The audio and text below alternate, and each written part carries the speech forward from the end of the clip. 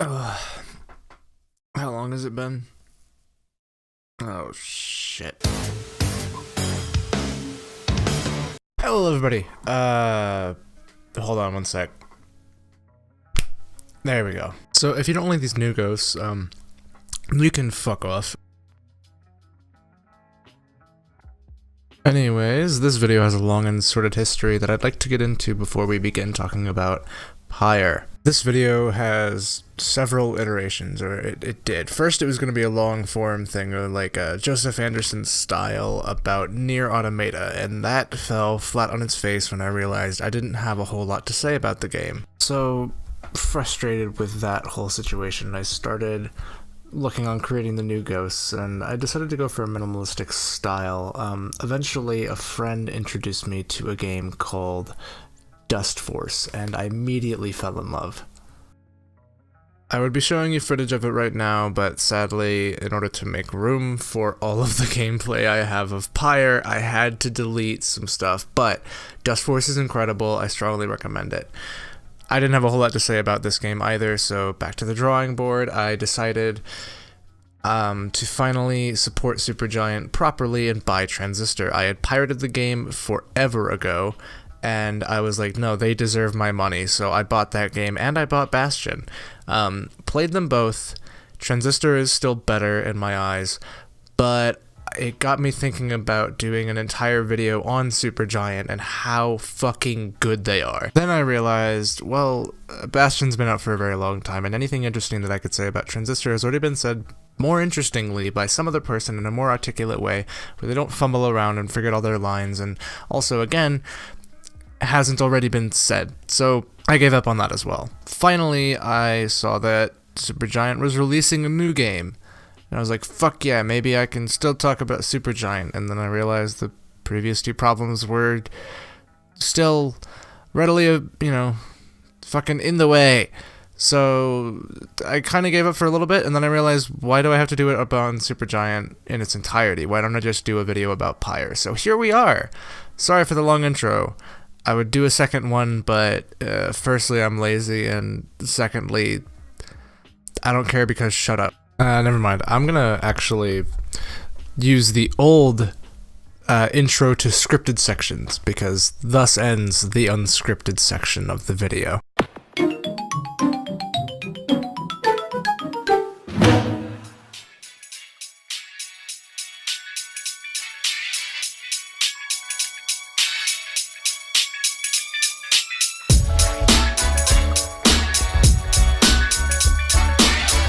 This is Pyre.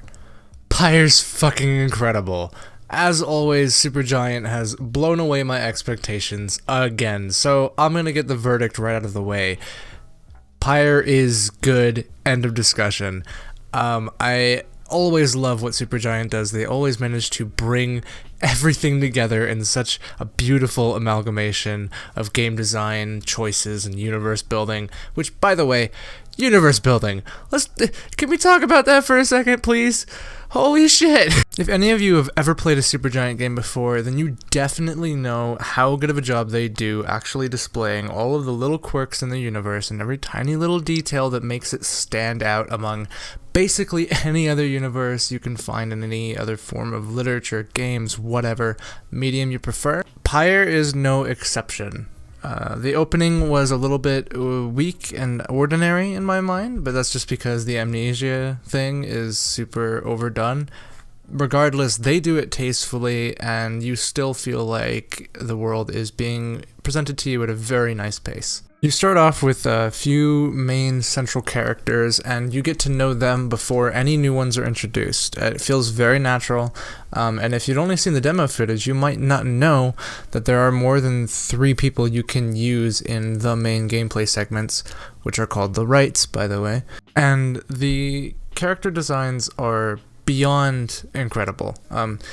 Every character is not only unique and relatable, and just generally you fucking love them and adore them, but additionally the visual designs are also incredible. Everybody has obviously their masked form, but Everybody also has their unmasked and their quote-unquote casual clothes, and each one of them has, again, little quirks and things, and their voices certainly contribute. And there's so many little ins and outs and tiny things. It's like the closest thing you can get to Nintendo polish, but without the Nintendo. And actually, something that I found weird, and don't get me wrong, it was certainly helpful, was that some of the text elements you can hover over and it'll give you a little brief description of what that thing is. Like in dialogue, it'll be a name or the name of something else, a proper noun. But I never found the need to use those for characters because each one of them stuck out and I recognized them. As terrible as I am with names, I still loved everything about the characters to such a degree that I never had to remind myself who was who. It was mostly landmarks and other things that I needed to use that feature for. And honestly, I didn't really need to. It's just that you don't spend much time in one area because the overworld, while being about half of the game, it doesn't really get explored too much. I've noticed that basically you go to one area, you pick a forking path, and you go through it easily. There's no sense of like real progression. You don't stay in one area for too long. And while that does fit the rest of the game, it still was kind of frustrating because I wanted to explore. I mean, look how visually interesting that shit is. I wish you could just explore a little bit further, but that's my one and only like minor gripe with the game, really. There's a lot of other minor things, but again, it more than makes up for it. Now, the overworld sections are pretty interesting because basically you're left on a single path with branches, and depending on which branch you choose, you'll get different stat bonuses and items or whatever. Luckily, you aren't left guessing in the dark or shooting wildly, because it'll give you a brief description of what something will do, or at least give you a vague, cryptic hint, but generally it's pretty straightforward, and there's a minor element of, decision-making in there.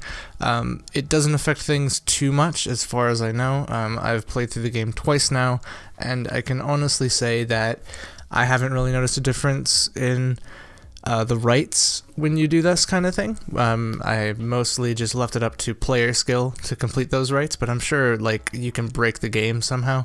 Also in the overworld there's the item shop run by Falcon Ron, and basically you can buy talismans which upgrade your little heroes, and you can buy upgrades for your talismans. There's also a little bit of interesting interaction with him. You can either click on him to tell him to shut the fuck up because he's constantly making noises throughout the entire time, or what you can do is click on him to tell him to be himself, and he'll get a little stupid smile on his face, and oh god, I love it. Let's talk about the main gameplay now. These are called the rights, and they're basically what the overworld is preparing you for. There's a whole lot of miniature lore and stuff that happens, but let's get into the main gameplay first about it. So you control 3 exiles at a time, each of which have unique abilities and different movement and stuff like that. Like this little guy that's being shown on screen, he can fly, he can zip around. Hodariel is a big beast and she can step on me. Now there's also middleweights, so you have a middleweight, a heavyweight, and a lightweight. Wow, how fucking unique, whatever. I do have to admit that the gameplay is very deep. There's a lot of depth that you can go into, especially because each character has their own little quirks that separates them from just lightweight, heavyweight, and middleweight. Now, no matter the class, you'll always have this aura around you. It's the circle that will banish enemies if they touch it. The bigger your person, the bigger the aura around them, for the most part.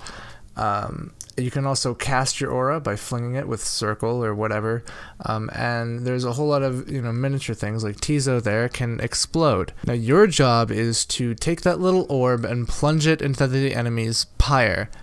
Depending on the weight of the person who throws it in there, it'll do more or less damage to it overall. When you pick up the orb, your aura goes away. And so you're relying on all of your movement abilities to zip around the map while you have it. You can pass the orb to your teammates while you still have it, or you can just straight up throw it. You can also jump with it, you can sprint. There's a hell of a lot of things you can do, and again, it makes everything super engaging and the gameplay very deep and strategy based. I found myself rushing it down with lightweight characters most of the time, but that's not to say that you can't employ heavier weight strategies.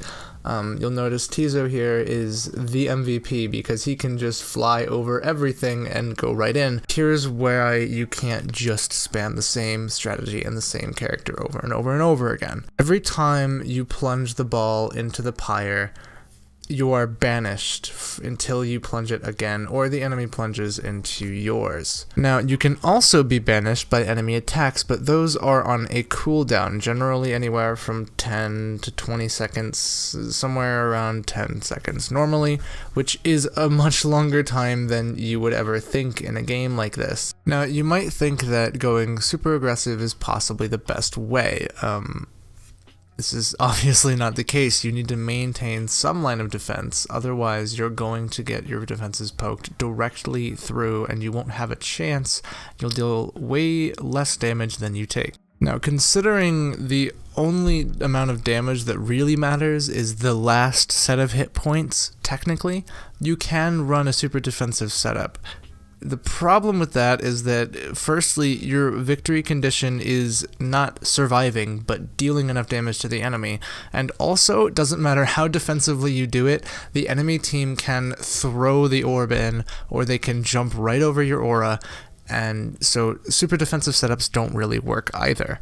Despite the fast pace, you do have to take things a little bit slowly and attempt to come at the game with a very balanced style, a very balanced play style. The game forces you to keep on thinking about different situations in different ways and keeping your mind occupied on 1,500 different things all at the same time, and it is so much fun. Now, I've found myself very rarely getting frustrated with the game, simply because I knew that it is mostly about player skill. The little stats upgrades will help you, but for the most part, if you're skilled enough, you can absolutely take down any challenge. So, it's just a matter of overcoming that, becoming much better. It's so hard to get frustrated at the game when you know it isn't the game's fault. When you know that you can overcome it just by getting better at the game, then it's not nearly as frustrating. Controls feel natural. Everything does what you want it to do. It's just you make the wrong decision and leave yourself wide open with a dumb weakness that you didn't think about because you weren't planning ahead, or you were preoccupied, or you got tunnel vision. Whatever the thing is, you know what you did wrong because you see it happen. So you fix it next time, you get better, and eventually you overcome every single challenge. And again, you can't rely on crutches because every time you score a point, whoever scored the point gets banished until you score another point, or until you take damage, which is also an acceptable punishment. In fact, it's double punishment because it means you are relying on the crutch and not on your player skill. So now, if we want to talk about aesthetics of the game, all of the art direction, of course you've been watching it this whole time. If you like the way it looks, if you like the color schemes, if you like the vibrant yet still kind of dark and culty, like religious weird kind of stuff, then this game definitely is visually for you. It's very bright, but it's still definitely set in some sort of apocalyptic setting, and the tone is so clear, even though all of the tones and colors are vibrant and plentiful. Now, being a music nerd, I do have to talk about the soundtrack. I fucking love it. I mean, as always, game soundtracks are kind of hard to do because it's very difficult to sync them up correctly with what the player is experiencing. And so my main complaint with the soundtrack isn't about the music itself, because if I were to complain about the music, I would be lying not only to you, but to basically every musician in the history of ever. Now, it is certainly weaker than Transistor or Bastion. Jesus Christ. I'm putting that in. It's definitely weaker than Transistor or Bastion, but it fits the game better. It's more atmospheric in general, and not so much about the music. Like, I wouldn't buy the soundtrack for this game, but I love the fact that it is put into the game as well as they probably possibly could have. I do own the Transistor soundtrack on vinyl because in their own right the songs are good, and definitely is the same case with Pyre, but I don't think I would buy the album, but that's just me. Oh, with one noticeable exception. The valley red sorrowful tears and filled the waters high. The misty morning over the brine belies a leaden sky. The stars all hide away from the chill until the evening rise. So yes, the music is good. I'm going to put on a black screen or just an image of Pyre for now. Firstly, because a lot of gameplay was lost. And secondly, because I don't have a whole lot of gameplay to show here. I wasn't recording a lot at the end of my game, and as much as I'd love to re-record some of it, when I went to go do that, I ran out of recording space halfway through, and so I had like a 40-minute long recording session that the file got corrupted for. So I'm just going to talk about the ending and the story all on a blank screen. I might throw up some gameplay here if I'm going to at all. But let's talk about the story and the lore and the world building that Supergiant does so well. So firstly, I'd like to talk about a couple of the little quirks and like I said, like Nintendo polished type things that Supergiant does in Pyre. The first of which are these little flares that show up that express different emotions whenever somebody does it. And Sir Gilman, who I'm showing on screen, is notorious for this because he's so emotive and over the top, and his character is constantly changing wild emotions all of the time, and you can really see it in the entire worm section of the game. The next thing I'd like to mention are these little quirks. When you glance over things in your wagon, you can see what certain characters are doing by taking a look at separate different things in your wagon that belong to them.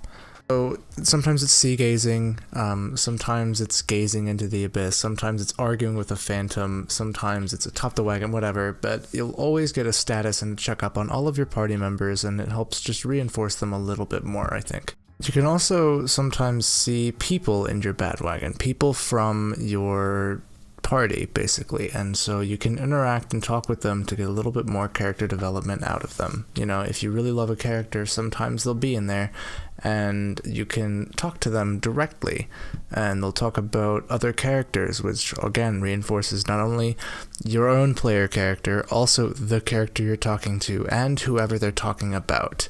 And it's wonderful, it's incredible, I love it to death.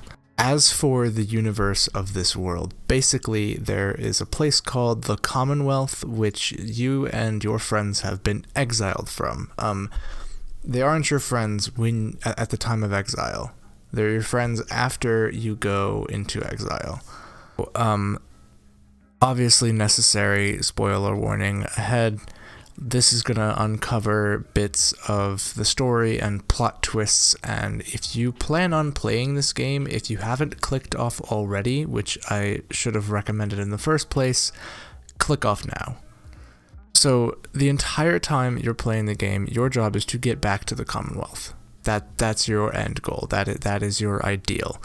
You do this by going to the rites and achieving ascension, basically proving yourself. And there is a wonderfully executed reveal where only the people that participate in the rites can be chosen to go back to the Commonwealth.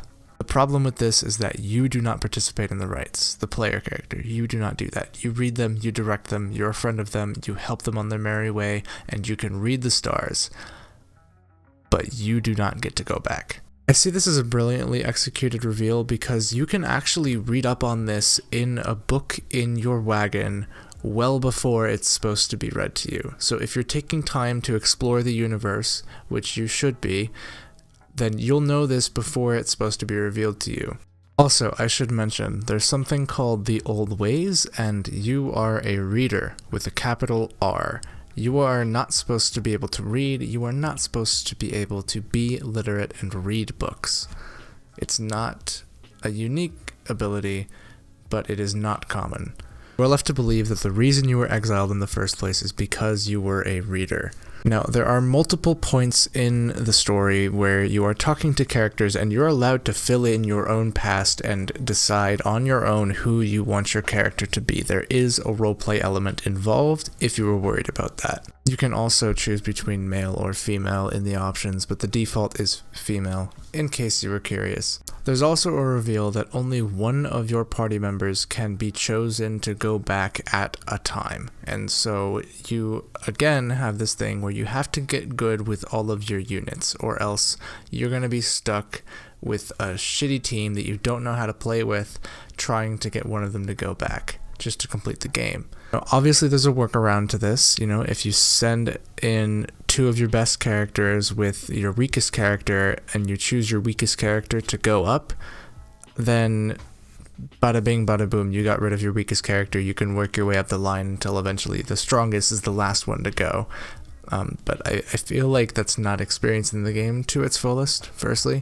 And secondly, it's still emotional every time somebody leaves, because these aren't just party members. These aren't just people that you've picked up along your journey. These are people that you've shared troubles with. These are people that have been exiled from the main place of community with you for one reason or another, and they all have past lives, and it doesn't fucking matter. You all have a similar goal, and you want to get back, and you've been through hell. This is the same deal. It's reflected in... And this is reflected in the main gameplay as well, the core gameplay. You have to work as a team to get anything done. If all you do is send one person off at a time, you're going to lose. Hodariel is an incredible unit, but if you try to go in like you would with Ruki or Tizo or any of the smaller units, you're going to die. You can't just have 2 people sit in the back and have one person go in at a time. You have to work together and move down as a unit, keeping some bigger aura unit in the back, or rushing it, or again, gameplay reflects it. You have to work as a team, you have to work as one. The game makes sure you know this as well. It keeps on saying something about one mind, 3 bodies, 1 mind, something along those lines, and it's incredibly true. There's no other way to go about it.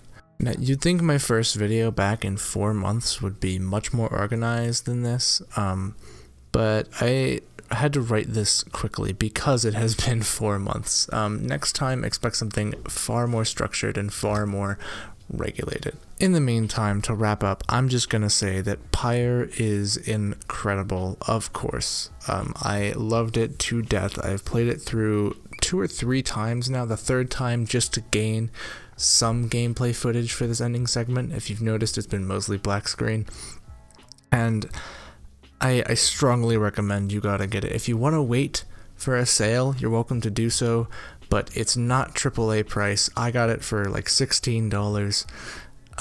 It's incredibly good, and I can't wait for more people to pick it up and learn exactly how great this game is. Stay safe, stay sane. Love y'all. I'll talk to you later.